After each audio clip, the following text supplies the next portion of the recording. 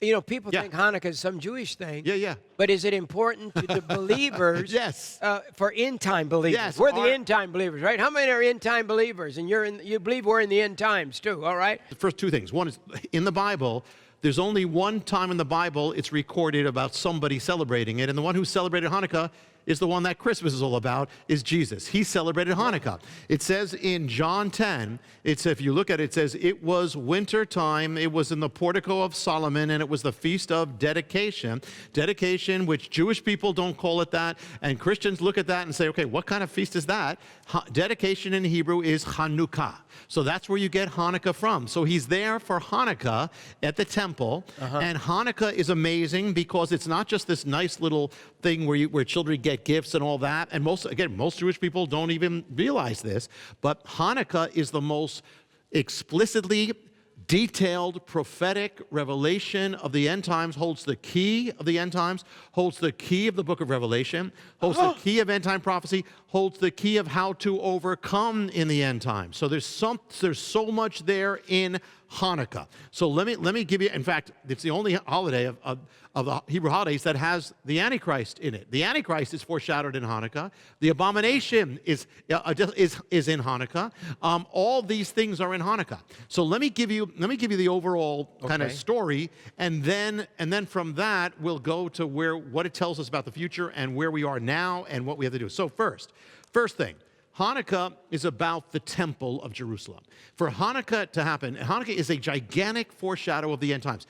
There's an Israel in the world, there's a Jerusalem with Jewish people, and there is a temple. So what it's saying, for the end to happen, there has to be Israel has to be back in the world, Jerusalem has to be in Jewish hands, and there has to be a temple. That's the last part that has to come. Hanukkah is all about that.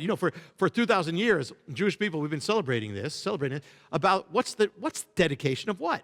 Dedication of the temple. So here we are celebrating the dedication of a temple that has not existed for 2,000 years because it's prophetic. It's going to exist. So that's what about. So first thing, what happens is that Hanukkah is going to involve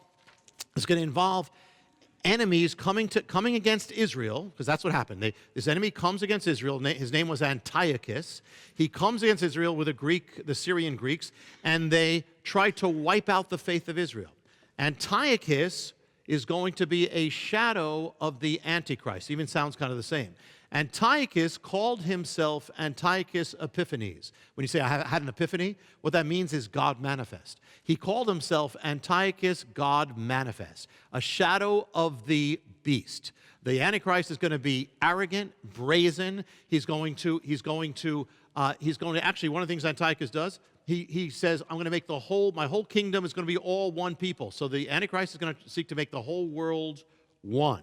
So what happens is, you have Israel there. Israel is not fitting into the plans of Antiochus. So right now, the first thing that it shows, he's going to come against Israel, which is going to happen in the end times. But one of the things that people don't realize about Hanukkah is that it didn't just happen with somebody coming in invading Israel. There was already an apostasy that was taking place in Israel. They were already getting into the Greek things. They were actually walking around naked like the Greeks. They were putting gymnasiums in Jerusalem. They were getting into the Greek. They were already doing it.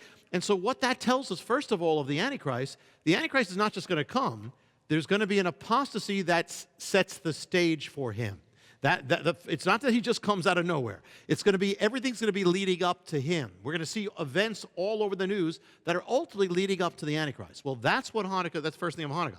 So he declares that everybody's going to be one people. He is arrogant. He is blasphemous. So the Antichrist is going to be arrogant, blasphemous.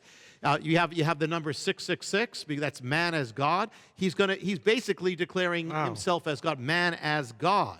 And it says in Daniel, the prophet Daniel, he's the prophet who speaks about Hanukkah, and he speaks about the Antichrist in the end.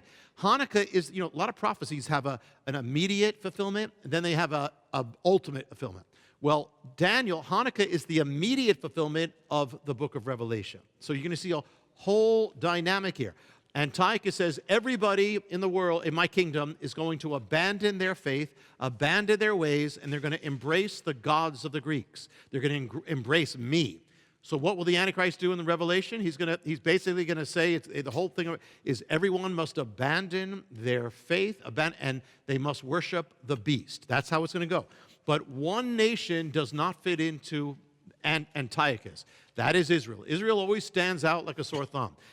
Israel never fits in. It never fits into the world system, never fits into the United Nations, never fits into anything there. And so he's going to come against Israel. Now, one of the things that's a foreshadow, in the book of Revelation, it says the dragon, Satan, the dragon, was furious against the woman with the 12 stars. That's Israel. So what it's showing is, in the end times, there's going to be a spirit of increased fury against the Jewish people, against the nation of Israel. We're already seeing it. Boy. We're already seeing it. But this is all part of the mystery here. So Antiochus says, I'm going to wipe these people. I'm going to make every single one of them worship me, or I'm going to kill them. So what does Hanukkah actually has a revelation about the abomination desolation. So in fact, this was the original one. Antiochus goes to the temple of Jerusalem. They say he slaughtered a pig to defile it. Then he sets up an idol in the temple, or the temple courts. The idol was called the Abomination Desolation. Mm-hmm. That's when it's the first abomination desolation. It's this. Why? It's an abomination. Jewish people, when they speak, the word for idol in Hebrew is basically abomination. So it was an idol, abomination, and desolation because it made the temple defiled. Now it's no longer the temple of God. It's a pagan temple. They took it over. They started having all immorality in the temple, and they worshiped gods. They're gods in the temple. So it says in Thessalonians, he will set himself up in God's temple, proclaiming himself to be God. Now, what was that? What did he set up? What he set up was an idol of Zeus. Remember, Zeus is the king of the gods. There's a link to the end time. So he sets up an idol. It says in Revelation, he had the power to give life to the image of the beast. There's an image that's going to come alive linked to this abomination. Now you have that stage set. So now the strategy of Antiochus was to persecute and wipe out everybody who's worshiping God. And so he puts up altars of the gods all over Israel, and he forces everybody you've got to worship this or we're going to kill you. And so the Antichrist, in the end, we know it's going to be a forced thing. No one buys or sells without the mark of the beast. So in other words, people putting them to the point of force. This is the first full-scale religious persecution in history, and it's a shadow of the end. And so if you follow the Torah, you get put to death. You follow the law of God, put to death. You circumcise your children, put to death. You observe the Sabbath, you're put to death. So he declares everybody abandoned. And so there were many who did abandon.